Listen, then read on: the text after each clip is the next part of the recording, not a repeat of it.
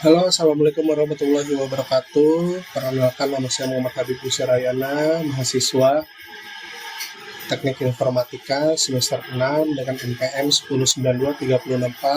10923640052 semester 6. Pada video kali ini saya ingin mendemonstrasikan aplikasi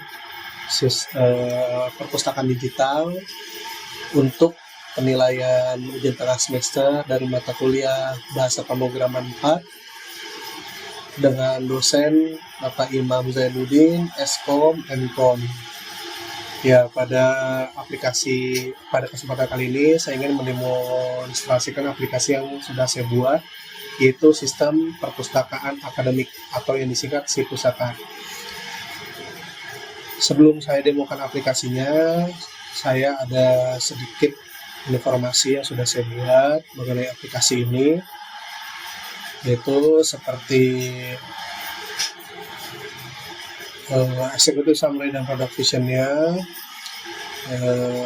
Untuk product vision-nya yaitu menjadi solusi perpustakaan digital terdepan yang menggabungkan kemudahan akses e-book dengan sistem peminjaman buku fisik yang efisien, didukung oleh teknologi QR Code dan sistem referral yang inovatif. Lalu untuk bisnis goalnya meningkatkan aksesibilitas koleksi perpustakaan untuk mahasiswa, mengotomatisasi proses peminjaman dan pengembalian buku, mengurangi beban administratif pengelolaan perpustakaan, menyediakan alat analitik dan insight untuk pengambilan keputusan, lalu meningkatkan engagement mahasiswa dengan fitur review dan rating. Di sini ada beberapa fitur, yaitu QR Code System, peminjaman dan pengambilan buku otomatis, e-book reader, itu PDF streaming langsung di browser. Untuk e-book saya menggunakan library dari JS, yaitu PDF JS. Di sini untuk security-nya saya memberikan referral token, yaitu setiap akun mahasiswa atau setiap mahasiswa mempunyai satu akses token berisi 6 digit kode akses untuk validasi pada proses peminjaman serta proses validasi untuk e-book reader untuk membaca e-book gitu. Lalu di sini juga saya menambahkan real time chat. Di sini saya menawarkan dengan chatbot dan AI.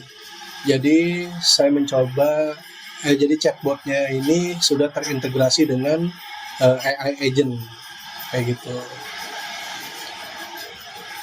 Lalu setelah itu di sini ada target usernya untuk mahasiswa, itu pengguna aktif perpustakaan. Kebutuhan utamanya adalah browsing, pinjam, baca e-book, review dan rating. Lalu ada admin, yaitu staf perpustakaan. Kebutuhannya adalah approval, scan QR, monitor denda, dan report. Lalu ke bawah lagi, ya, untuk fungsional requirement-nya bisa dibaca, ada performance, reliability, security, dan scalability.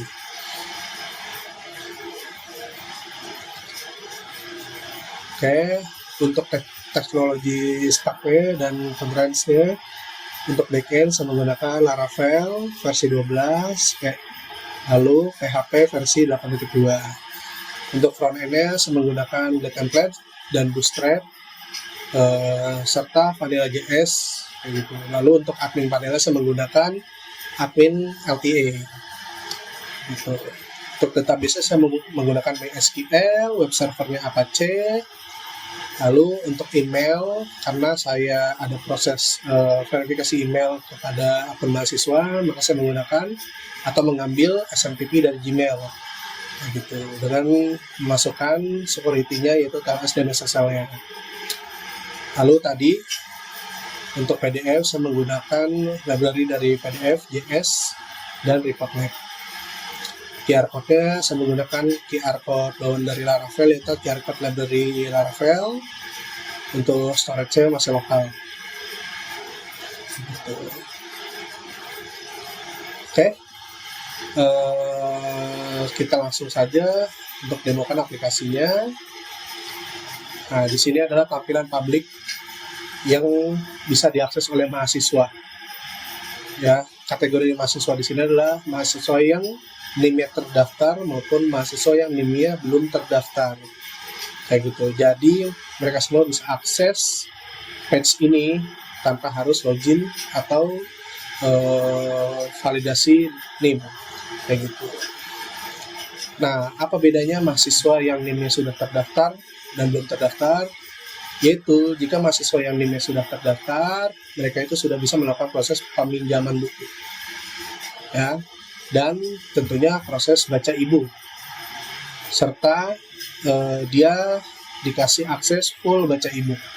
Jadi, kalau untuk mahasiswa yang NIM-nya belum terdaftar, dia tidak bisa melakukan proses peminjaman buku fisik, dan juga dia tidak bisa baca e-book sampai full ya. Jadi tetap dia bisa baca e-book cuman hanya 1/4 dari total halaman. Oke, saya simulasikan. Di sini saya coba akses sebagai publik ya, sebagai mahasiswa publik. Nah, di sini sudah terlihat di pojok kanan atas ada halaman kayak gitu 1-82. Tapi di bawahnya langsung dibatasi. Untuk yang bisa kita baca hanya 21 halaman. Coba kita tes sampai 21. Nah, otomatis tidak bisa next ke halaman selanjutnya kayak gitu. Nah, bagaimana caranya kita untuk next ke halaman selanjutnya? Yaitu kita klik buka akses, lalu kita harus validasi NIM kita, dan kita harus masukkan token.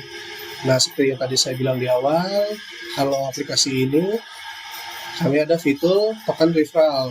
Jadi setiap mahasiswa yang NIM-nya didaftarkan atau mahasiswa yang sudah mendaftar, mereka akan dapat token untuk masuk ke dalam fitur yang sudah disediakan oleh aplikasi ini. Kayak gitu. Jadi itu salah satu fitur security juga. Kayak gitu. Nah, lalu bagaimana cara daftarnya untuk mahasiswa yang ini belum terdaftar? Itu kita kembali, lalu kita ke mahasiswa, kita daftar. Di sini masukkan namanya, misalnya Fikri Awal Ikron, lalu NPM-nya, pilih jurusannya dari jurusan apa, misalnya saya dikasih nomor teleponnya. Nah, di sini ada email. Emailnya tidak boleh dimasukkan asal, karena email ini akan mengirim notifikasi token, juga notifikasi aktivitas peminjaman serta pengembalian buku, lalu perubahan data mahasiswa. Jadi pastikan email di sini tuh harus benar dan harus valid. Contoh misal saya masukkan email saya, oke, sudah. Nah, setelah pengajuan pendaftarannya terkirim, sudah berhasil. Nah, selanjutnya dari sisi admin. Nah, di sini saya sudah buat untuk login page admin. Kayak gitu. Jadi admin itu dia bisa mengurus semua tentang perpustakaan ini, dari masalah penambahan buku, manajemen mahasiswa, peminjaman, dan lain-lainnya. Nah, kita coba masuk. Nah, di admin ini saya menggunakan template dari admin LTE 3.2 dan juga pastinya Bootstrap 5 ya. Oke, di sini ada donat chart, yaitu peminjaman per jurusan. Di sini ada chart, ya chart biasa untuk menghitung atau mengindexing data, ya kayak gitu. Lalu di sini juga ditampilkan ada grafik ya, ada grafik buku dipinjam dan buku dikembalikan. Jika buku dipinjam dia grafiknya warna biru, jika buku dikembalikan dia nanti warna hijau. Karena di sini belum ada data dikembalikan, maka belum ada data hijau. Lalu di paling bawah ini ada pendaftaran, ada count untuk menghitung pendaftaran mahasiswa per bulan. Jadi di tanggal berapa ini akan terdetek berapa mahasiswa yang mendaftar ke aplikasi ini. Gitu. Nah, setelah itu di bawahnya ada manajemen buku. Di manajemen buku ini ketika saya klik tambah buku, nah di sini ada muncul card modal input untuk menambah buku, seperti pilih genre, mau apa, misal ebook.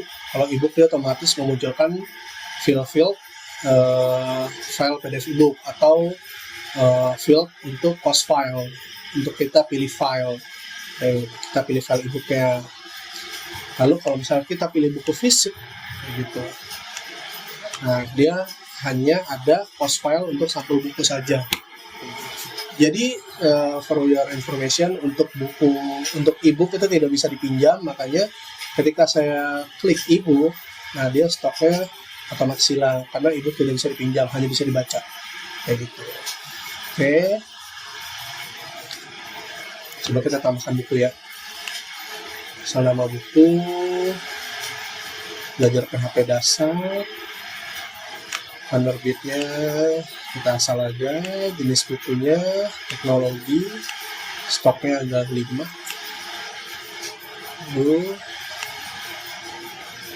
Mungkin Python kali ya, belajar Python dasar, kita simpan. Nah ini sudah otomatis ada. Kita refresh, nah dia sudah ada ya, gitu. Nah, mumpung di sini ini juga ada rating ya, jadi setiap mahasiswa yang sudah meminjam buku dia itu bisa rating dengan memvalidasi NIM dan token.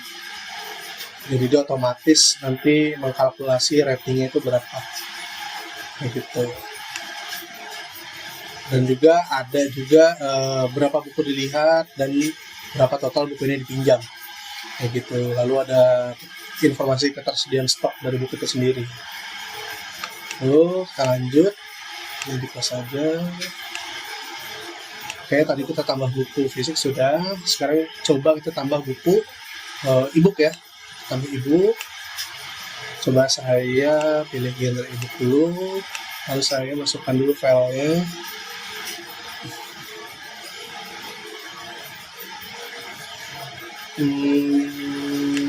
Ada nggak ya?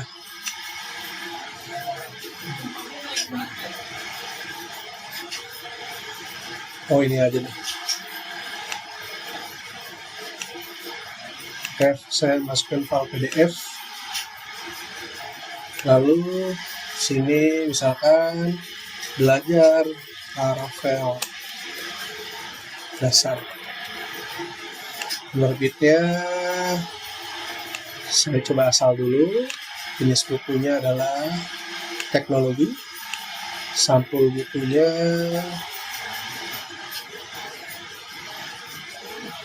coba ya, kita cari aja sampul bukunya. Cover buku Laravel.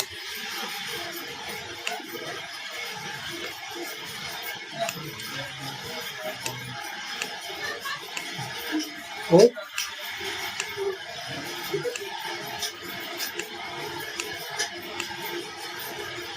oke.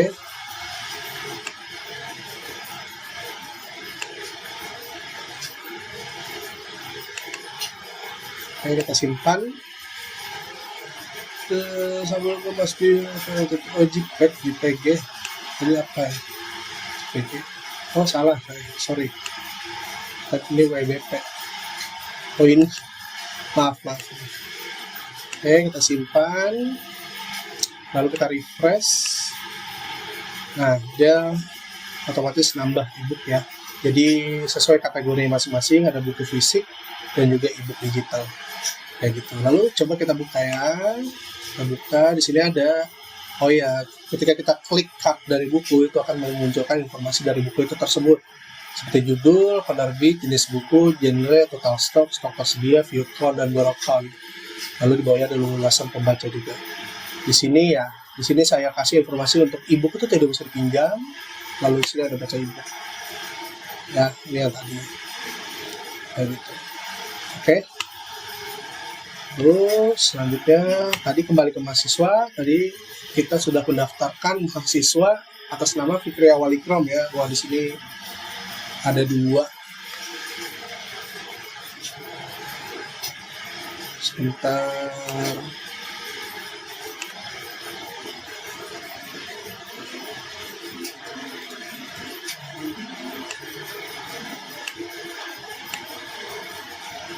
Ya, setelah itu kita kembali lagi ke proses yang tadi sebelumnya. Kita sudah mendaftarkan mahasiswa ya. Kita sudah melakukan pendaftaran mahasiswa, lalu munculnya di mana? Munculnya ada di bagian mahasiswa di admin panelnya. Nah, di sini ada data table, yaitu data-data mahasiswa ya, seperti nama, NIM, jurusan, nomor telepon, email, status. Lalu di sini ada token, aksi, dan update request. Nah, untuk status ini masih pending karena belum kita approve ya. Lalu juga tokennya juga sama, jadi ketika misal akunnya sudah di-approve, dia otomatis akan nge-generate token otomatis kayak gitu. Lalu untuk update request ini akan muncul button ketika ada perubahan data dari sisi mahasiswa. Nanti kita coba ya. Oke, saat ini coba kita ini dulu ya, approve dulu. Harusnya ketika saya approve, nanti akan muncul token dan juga akan mengirim tokennya juga, aksesnya juga, atau pemberitahuan ke email ini, ke email mahasiswa. Oke, coba kita approve. Di sini muncul modal konfirmasi, kita approve.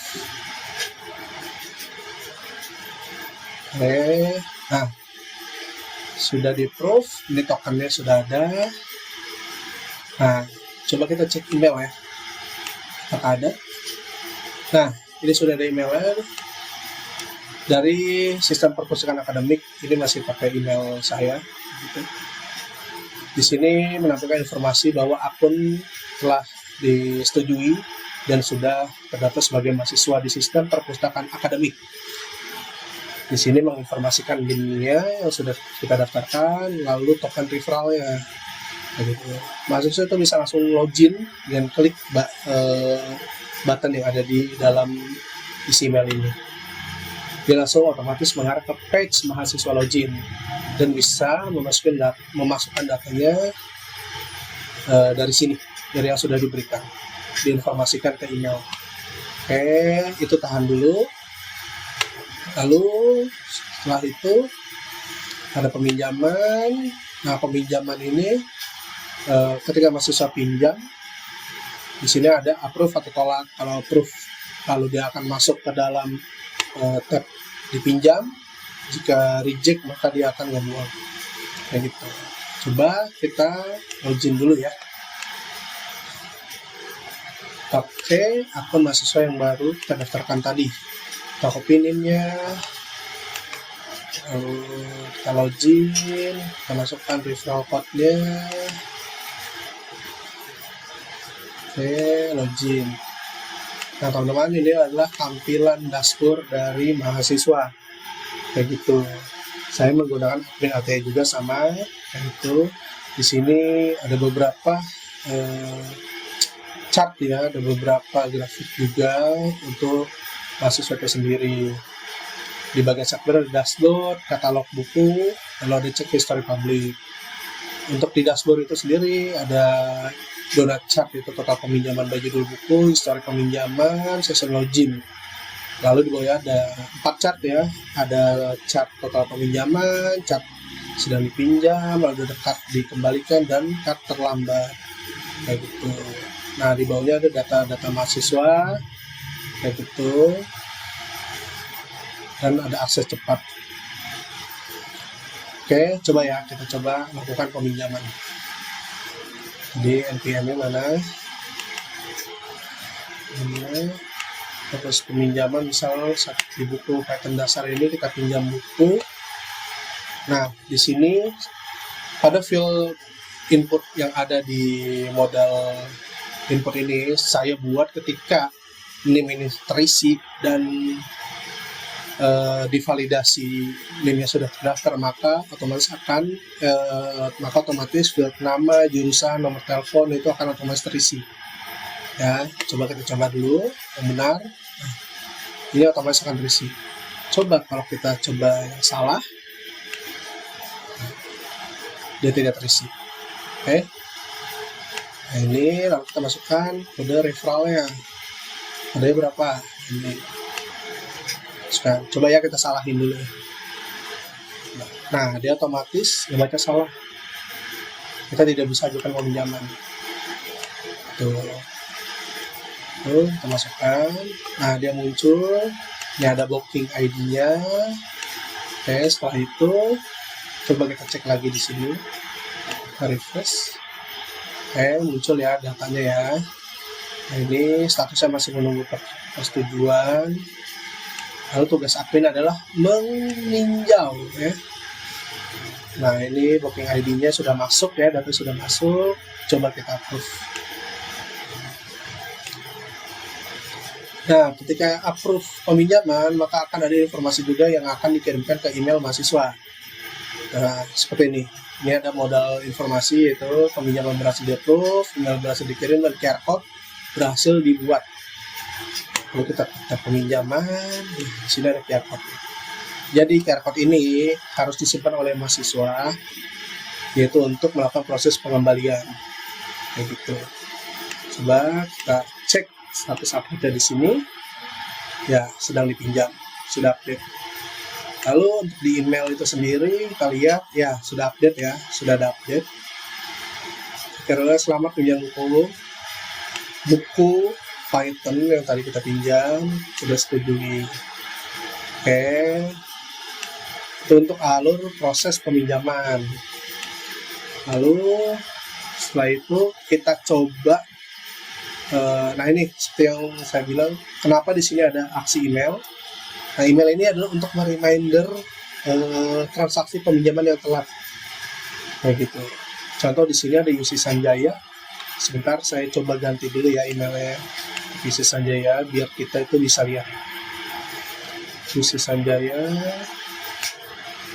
Emailnya kita ganti jadi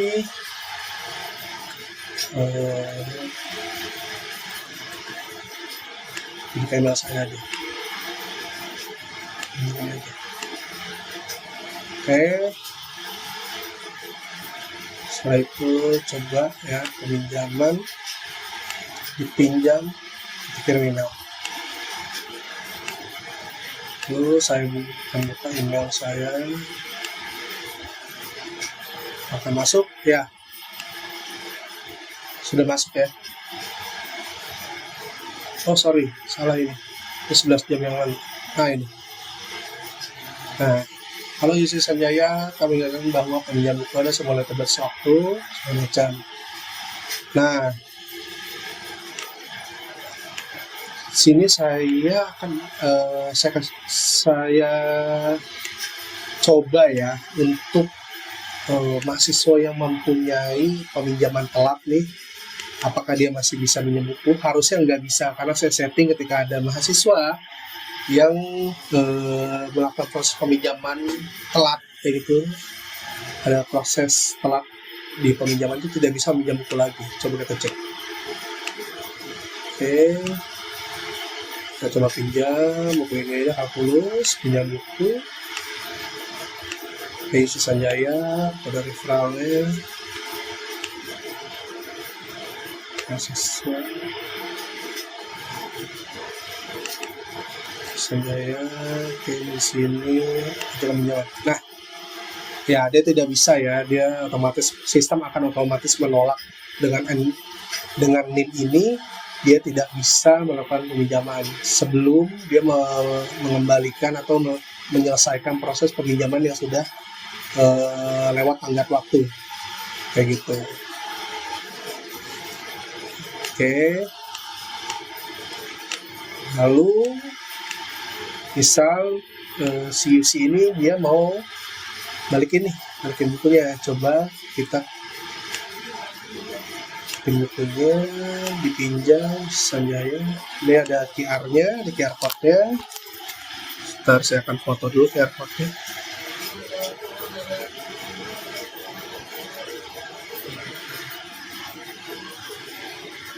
Oke, setelah itu dari sisi admin maka harus ke bagian scan QR ya. Lalu si mahasiswa harus men-scan Oh, sorry. Kayaknya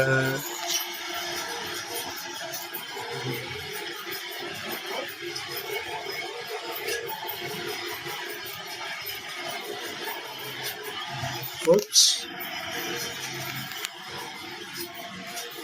Terangan.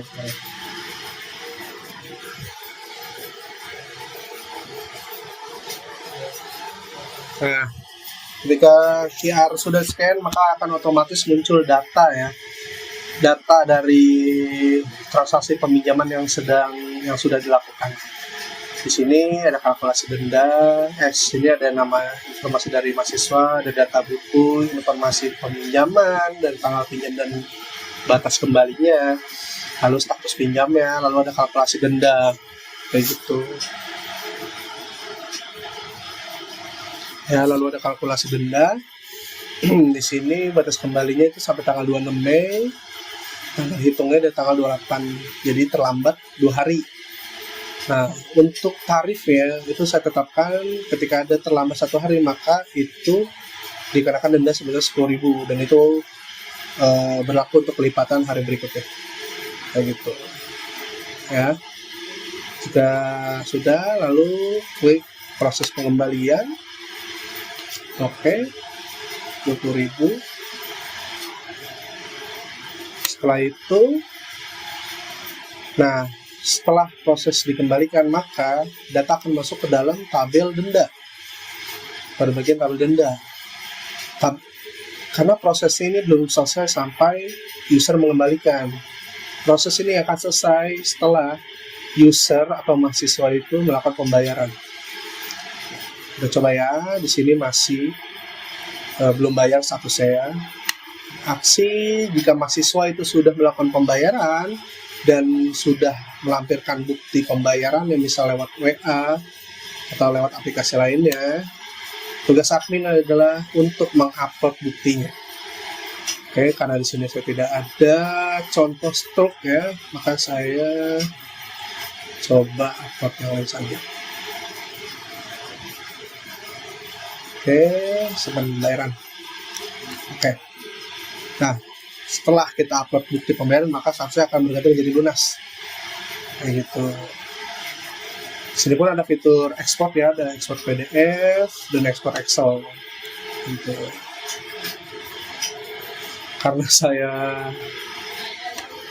ini PDF, nah dia akan otomatis membuat report nih dalam bentuk PDF.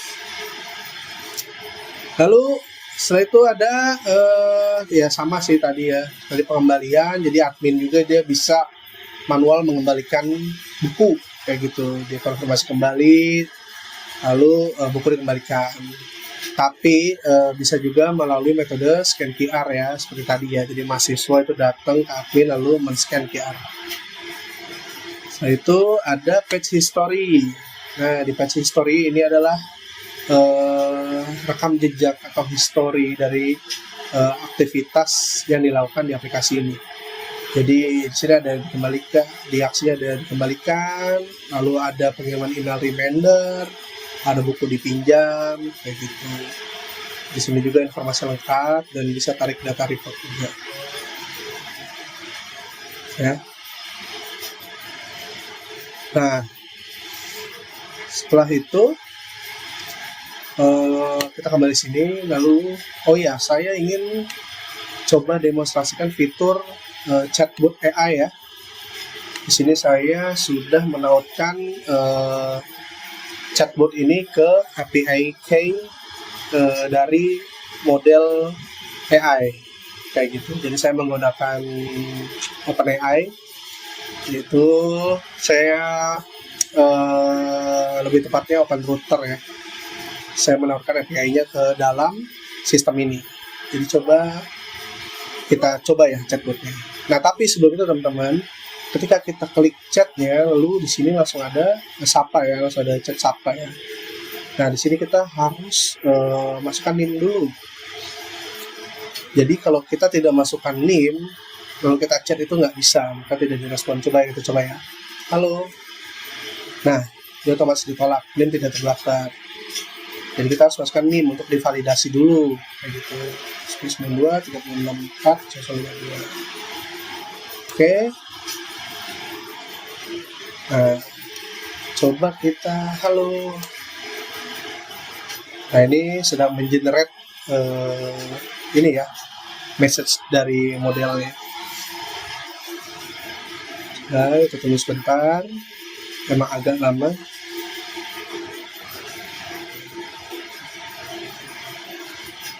Nah, sudah ada respon dari chatbotnya atau dari AI-nya. Halo, selamat datang di Pusaka, bla bla bla bla. Lalu saya ingin tanya, stok buku untuk dipinjam.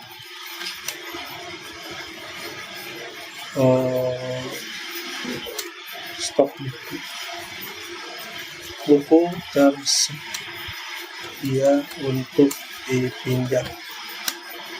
Nah, tadi teman-teman saya memberikan prompt ya, atau saya memberikan pesan stok buku untuk pinjam. Ternyata itu belum dikenali oleh si chatnya karena mungkin parsing dari saya itu kurang banyak. Lalu ketika saya ketik buku tersedia untuk pinjam, lalu otomatis menghasilkan pesan berikut beberapa buku yang tersedia. Ya, ini dia membaca data dari sistem saya ya. Jadi di setiap model itu saya buatkan endpointnya masing-masing di setiap modelnya. Jadi dari buku saya buatkan endpoint buku, mahasiswa juga sama. Jadi endpoint ini dipanggil oleh API kayak gitu. Atau bisa juga sih sebenarnya pakai JSON gitu. Cuman saya kurang kalau pakai JSON. Oke. Nah, ini pun kita bisa komunikasi dua arah, teman-teman, antara mahasiswa dan admin. Gimana caranya? Pada bagian admin di sini ada menu chat mahasiswa. Di chat mahasiswa ini langsung terrecord seasonnya ya. Coba kita buka seasonnya. Nah, ini adalah isi chat nih. Coba ya. Di sini coba saya chat, halo ya admin. Nah, lalu akan muncul informasi Anda terhubung dengan admin. Nah, di sini kita sudah terhubung dengan admin, tidak dengan AI. Ya, halo, saya ingin pinjam buku. Akan masuk? Ya, masuk ya, pesannya ya. Jadi kita teman ada fitur chatnya, dia 2 sesi juga bisa, dan sama bot juga bisa. Jika ingin mengakhiri sesi gimana ya, udah tinggal di close aja sesi telah diakhiri. Di sini langsung ada pemberitahuan sesi chat telah ditutup oleh admin. Oke. Setelah itu, oh ya, coba ya kita ini ya, verifikasi untuk ini ya. Tadi kan kita nggak bisa baca full ya. Coba yang ini aja nih yang bagusan. Nah, yang bagus nih. Kita nggak bisa baca full ya. Nah, coba mentok sampai 25. Coba kita oke, ini mahasiswa. Lalu ini kita copy. Tokennya juga.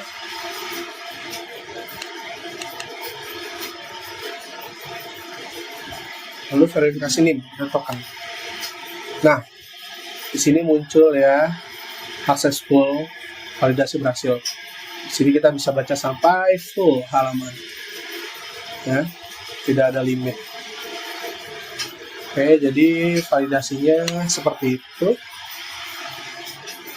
Lalu setelah itu, lagi ya. Udah sih kira-kira itu aja. Beberapa fitur dan alur kerja dari aplikasi sistem perpustakaan akademik atau si pusaka. Jika ada kesalahan atau kata-kata yang kurang dari saya mohon maaf. Ya, Terima kasih. Assalamualaikum warahmatullahi wabarakatuh.